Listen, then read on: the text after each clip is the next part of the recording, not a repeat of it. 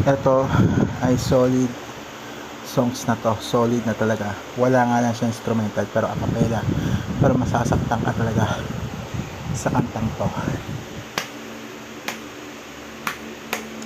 Ang pag-amin talaga ang pinakamasakit sa lahat. Yung inamin ng kaibigan mo, yung crush mo pala na naging ex-crush mo, umamin na ginagamit lang pala ang isang account o isang lalaki para pagselosin ako at itigil na ang ganitong pamamaraan ng panliligaw. Bakit ngayon lang sinabi sa akin sa pag-aamin na to? Sa sobrang sakit na ito, hindi ko na maintindihan bakit pa ganito sagad-sagad. Hindi nyo ba alam na sasaktan ako?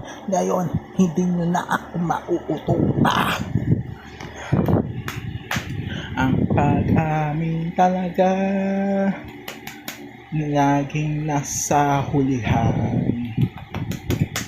Hindi mo na maintindihan, ang dami talaga problema. Ang pag-amin talaga ay sagad-sagad na, mula puso hanggang buto. Amin na, amin na, amin na, amin na. Umamin na kasi sa kasalanan nagawa kasi, para malinis ng konsensya. Hindi ko maintindihan bakit pala ito napakaliit ng mundo, pero bakit kaya ganito pa rin tayo ngayon? Umamin na sa mga nagawa. Ang pinakamasakit sa akin yun talaga, si crush mismo ang gumawa ng move. Ang first move of overload para pagselosin ako sa kanya. Kanino?